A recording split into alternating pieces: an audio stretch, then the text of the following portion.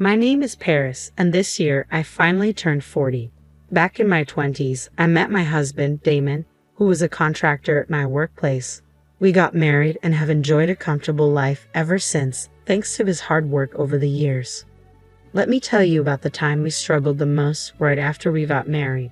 I was born as the granddaughter of a landowner in a small town in Washington state. Although my grandfather owned land, he wasn't particularly impressive, but I did enjoy a fairly comfortable upbringing. As I grew older, I felt like I couldn't become a self-sufficient adult if I kept relying on my family's wealth. So determined to be independent, I chose to work for a company in Boston and moved there. I didn't tell Damon that I was a landowner's granddaughter till we decided to get married. The reason was simple. I didn't think it was necessary. I was living off my own salary without relying on my family's money. When Damon came to visit my family home, he was surprised by its size but didn't make a big deal about it. I felt reassured that his attitude didn't change after learning about my background, and we went ahead with the marriage. Had he changed his behavior, I might have called off the wedding, suspecting he was after my family's money. One day, as we were discussing our upcoming wedding, my grandfather suddenly passed away. Since we were already engaged, Damon and my mother-in-law attended the funeral. My mother-in-law suddenly said, "Isn't that Congressman Mr. Douglas?" She was referring to a politician my grandfather had been friendly with. Even though we were small-scale landowners, we had some connections in political and business circles. "Impressive, you notice. Excuse me for a moment, I'll go say hello," I said, walking over to greet Mr. Douglas. But I couldn't shake the feeling that my mother-in-law was watching me intently, even from a distance. After the mourning period for my grandfather ended, we got married. We were enjoying the sweet atmosphere of newlywed life when something unexpected happened. "Paris, are you home?" It was my mother-in-law, and I was caught completely off guard by her sudden visit during the daytime when Damon wasn't around. "Just a second, let me get the door," I said, scrambling to open it. "Sorry for the surprise, just wanted to see how you're doing," she said with a smile. I apologized while trying to fix my disheveled hair. "I'm sorry for the way I look. Damon's not here today, he's at work." "That's fine. I actually came to talk to you. Just wanted to make sure Damon's not causing any trouble," she said. My mother-in-law asked various questions about my life with her son and if I was facing any challenges. I was relieved for a moment, glad she was understanding, but then she sipped her coffee, straightened her posture, and said, "By the way, I heard from Damon that your family in Washington owns land." I didn't expect such a question out of the blue. Still thinking it was just small talk, I answered, "No, it's not like that. My grandfather just owns a little land. It's not a big deal." My mother-in-law smiled and asked, "But your family's well off, right?" Something about this made me uneasy. I managed to keep a smile and play it off. As I suspected, the conversation shifted to awkward topics like my income and whether I was getting any financial help from my family. From then on, my mother-in-law started visiting our home whenever Damon was not around. She would look around and always say, "You should ask your parents for help." This happened especially when the house was a bit untidy or after she'd taken a peek in the refrigerator. I could tell she was implying, "Why don't you hire a housekeeper? Or you should ask for grocery money." Not wanting to argue, I brushed it off each time with a laugh. Then one day, I noticed my card holder was missing. It was a small branded gift from my mom when I got my job. I'm not fond of expensive things, but I remember Mom saying, "Let me do this much for you," and I treasured it even though it was a bit worn out. I searched everywhere, drawers, bags, but couldn't find it. So casually, I asked my mother-in-law, who sometimes helps with cleaning, "Have you seen a yellow card holder?" I thought she might know because she sometimes helps me clean our house. What she said next was completely unexpected. "Oh, that, it was so lovely, I took it." I couldn't believe what was happening. Taking other people's things without asking, is that acceptable now? I briefly wondered if I'd missed some new custom, but no, that couldn't be it. "Great souvenir, thanks," she added. Why was I being thanked for something I never gave? I was so shocked I couldn't find the words. That's actually something special my mom gave me, so I can't just give it away." There was a lot I wanted to say, but I stuck to the bare minimum to make my point. Not wanting to escalate things, I tried hard to calm my racing heart and muster some semblance of respect, because after all, she is my mother-in-law. "Oh, really? That's too bad. I really liked it. Fine, here it is back. Now give me something else." Wow, I was stumped. I couldn't believe it. I really wanted that card holder back, so I exchanged it for some organic tomatoes we'd gotten from a neighbor. She seemed unhappy with the tomatoes at first, but once I explained they were organically grown and hard to find in stores, she seemed satisfied. But it got me thinking, all those times she'd come over to help tidy up, was she actually snooping for valuables? She practically knew the contents of our entire house, and it gave me the creeps. I thought she was strange, but I hoped this would be the end of it. I decided to keep the whole ordeal to myself and never told my husband, but then she showed up again, not long after the incident. The nerve of her to come back after all that, although I rated my annoyance, remembering she is my mother-in-law after all. Paris, let's go out for lunch today. I know a delicious place. She invited me out, which was unusual. I had a glimmer of hope that maybe she was going to apologize for the last time. But the reality was quite the opposite. As we were leaving the restaurant after an enjoyable lunch, she said, "Oh no, I forgot my wallet. Paris, can you cover for me?" To be honest, given the previous incident, I had a bad feeling about this. But I could just not pay, so I reluctantly covered the whole bill. "Thank you, Paris," she said. Just as I expected, the money never came back. Since then, my mother-in-law often invited me to lunch, conveniently forgetting her wallet each time. I was left with no choice but to pick up the tab. She also never stopped taking things from our home. It got worse every day. "So, what's the gift for today?" she would ask, out of sheer necessity. I started preparing extra groceries and snacks to give to her. It was better than her taking things without asking, but it still felt awful. The more this went on, the harder it became to talk to my husband about it. I worried how he'd feel if he knew his mother was acting this way. Constantly supplying these gifts started to strain our finances too. It bothered me that our hard-earned money was dwindling. Finally, I found a way to cope. I started working a part-time job, giving me less time to spend with my mother-in-law. And it worked. I had significantly fewer encounters with her. Maybe I should have done this from the start. Now, I only had to deal with her during summer vacations and Christmas visits, which made life much easier. However, when we visited her for the summer vacation after a long time, her bad habits reemerged. She'd make comments like, "How have you been with your family lately?" Or, "That's a nice watch you're wearing." When my husband was away, though, I had some financial flexibility because of my part-time job. My watch was nothing special. As for my relationship with my family, it was the same as always. She had one reason for asking these questions. I realized from my long experience with her, she was fishing to see if she could get something more.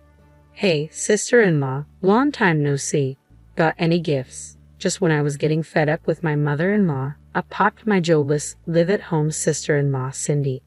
"I've brought some snacks. Feel free to have some," I said with a smile. That's when Cindy said something outrageous. "No, not like that. Your family is rich, right? Don't you have something better, like a designer bag?" She wanted a designer bag as a casual gift. I was speechless, just like when my mother-in-law made her ridiculous demands. "I'm sorry for not being more thoughtful," I said, brushing it off. I had so much I wanted to say, but I didn't want to stir up trouble during a short two-night visit. "Seriously, make sure you bring gifts next time," my sister-in-law retorted, retreating to her room and laughing as if she were in the right. She's only a few years younger than me, and her outrageous comments and actions are infuriating. But I kept my cool, reminding myself that I married into this family. Yet the lack of gifts seemed to have hardened my sister-in-law and mother-in-law against me. I realized this while helping with household chores. "You're washing those dishes wrong. You're using too much soap and wasting water," ripped my mother-in-law. Confused, I was taken aback. I wash dishes like anyone else, and it's the same way I do it at the restaurant where I work part-time. If anything, I think I'm more careful here.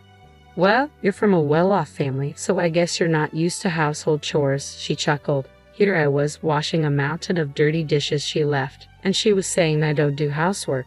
The audacity! I wanted to voice my displeasure, but held it in. "Well, it's done now. Just pay for the soap and water later," she said. With that, she left all the chores to me and went off to watch TV. My sister-in-law was no better, demanding an allowance from me. I had no obligation to give money to an adult woman who's only 3 years younger than me. I tried to laugh it off, but she was persistent. She even opened the bathroom door while I was showering to say, "I'm waiting for my allowance." Even between women, this is unacceptable. Finally, I lost my patience and snapped. I can't do that, I said, my self-control slipping, perhaps because she's younger. What? How arrogant. I'll tell Mom, she retorted, and she really did report me to her mother-in-law. Under normal circumstances, a parent would scold or be dumbfounded by such behavior, but not the women in this family. How could you, Paris? Don't you find Milan adorable? I was reprimanded. Adorable? No way. But I knew they would keep blaming me until they got money. With a sigh, I gave in and handed my sister-in-law some money. Deciding it was best to avoid more conflict, I thought, I'll be going home tomorrow. So it was decided that we'd visit my in-laws again for Christmas. At that time, we had just returned from a trip to Italy for our wedding anniversary, so I thought no one would say anything more. Knowing that my mother-in-law and father-in-law would be celebrating their 25th wedding anniversary next year, I bought them a pair of Venetian glasses, each costing around $300, as a gift. Despite my ups and downs with my mother-in-law, I felt genuine in choosing these for them. For my sister-in-law, I picked out a leather bag from a popular, though not famous, Italian brand. It was a little bitter meeting their demands, but our rare trip had been enjoyable, so it didn't bother me too much. In fact, during the trip, I confided everything about my mother-in-law and sister-in-law to my husband. It felt wrong to bring it up during a fun moment, but the freeing atmosphere of our trip made me spill the beans. My husband held me and said, "I'm sorry. I'm glad you talked to me. Let me know right away if something happens again. He's truly a wonderful man. I'm glad I married him." I felt so clear-headed, but my worn feelings were about to be shattered. Crash! A loud noise rang out. Startled, I rushed to the kitchen. The Venetian glasses I had gifted were in pieces. "Oh, Paris, I'm so sorry." My hand slipped, my mother-in-law said, laughing as she spoke. Could someone's hand really slip and break both glasses? It was a lie. She did it on purpose. I couldn't help but glare at her for a moment. She hesitated but then laughed it off. They break so easily. Wow, what happened? Did it break? My sister-in-law asked, drawn in by the noise. Yes, it did. It was just an accident, my mother-in-law replied. This is not how someone who breaks a gift within hours should act. I couldn't believe the nerve of these two, laughing non-stop in this situation. Memories of past grievances flooded back. I had carefully chosen these gifts, thinking of my mother-in-law and father-in-law. I stared at the broken glasses, my heart sinking. My sister-in-law looked at me. Well, if it's such a cheap thing that breaks easily, you shouldn't have bothered. If you're wealthy, bring something high-end at least. She nodded in agreement with my mother-in-law's words. I don't need such pathetic souvenirs. Oh, wait a minute, she said, rushing back to her room. She returned with the bag I had gifted her. I was actually running out of toys for Charlie, she said, laughing as she let Charlie, the family dog, chew on the bag. In no time, the bag was in tatters, ruined by teeth and dirt. It felt like my fond memories of Italy were being torn to shreds. Tears almost filled my eyes. I won't forgive this. Fine, I'm leaving. I won't be coming back anymore, I said. Both my mother-in-law and stepsister responded with a puzzled huh. Their mouths were still smiling, so I guess they didn't get it. No worries, let me make it clear for them. Did you hear that? I spoke into my mobile phone. Yes, I heard it all. I'm on my way, my husband replied. Upon hearing his voice, I ended the video call. In reality, he had left me alone on purpose to gather evidence of their mistreatment. I had been updating him via WhatsApp, and upon hearing a noise, he had instructed me to start a video call. The only reason I didn't break into tears was that I had a strong ally on my side. My husband arrived and immediately asked, "What's going on here?" "My glass from Paris just accidentally broke," my mother-in-law responded. Stepsister also tried to chime in. Charlie just decided to. But my husband wasn't having any of it. "Don't mess around. I saw everything. What are you doing to Paris?" At that moment, the words "doing to Paris" caught my attention as if something had been done to him too. "Well, you don't give her much money, do you? Paris is your wife. It's okay, right? It's her duty," my mother-in-law retorted. I was stunned. Could it be that they were mooching off my husband as well? "Mom, you and your bunch have always been messed up. Stop leeching money off your kids," my husband said, his voice firm. With his words, my suspicions turned into certainty. It turned out he'd been asked for money by his family for a long time too. Before we got married, they even created debts under his name, which he ended up paying off after marriage. The money grubbing continued, but he just didn't lend them anymore. I was truly shocked to find this out, but maybe he felt it wasn't necessary to tell me, just like I hadn't told him. I was the grandchild of a landowner. My husband probably thought it was a problem only he had to deal with and never could have imagined they'd target his wife. But now that they knew about my family's wealth, they set their sights on me too. How far would these people go to squeeze money out of others? It was disgusting. Even if they were my husband's family, they were awful. That's it, my husband raised his voice. If you're going after Paris too, then it's a different story. I'm cutting ties with this family. I'll sell off everything I bought, from cars to household items. You better find a new TV and fridge quick. My mother-in-law and sister-in-law were visibly stunned, and for good reason. The only people living in their house were my retired father-in-law on a pension, my homemaker mother-in-law, and my unemployed sister-in-law. This household didn't have the means to replace the household items if they were sold. My husband and I, who worked hard and earned our own money, must have been seen as reliable support. "Let's go," said my husband, pulling my hand as we left the kitchen, but my mother-in-law and sister-in-law chased after us. "Wait, please don't abandon us. We won't ask Paris for gifts anymore." At these words, my husband stopped. "Stop making basic decency sound like a favor. It's messed up to demand money and gifts in the first place." At my husband's cold response, my mother-in-law and sister-in-law looked disheartened. Do they not understand common sense? It's almost pitiable. My husband threw them a small lifeline. "If you can write up a contract, we can reconsider." Upon hearing this, my mother-in-law and sister-in-law looked puzzled. The agreement was straightforward, meant for someone committed to working hard, no contact or communication with me when my husband isn't around, and to pay back all the money they've borrowed so far. However, my mother-in-law and sister-in-law immediately started fighting over who would get a job to meet these terms. They didn't want their stuff sold, but neither did they want to work. Seeing this, my husband whispered to me, "Let's cut them off once they've paid us back." I never said I was reconsidering cutting ties with them. I couldn't help but laugh.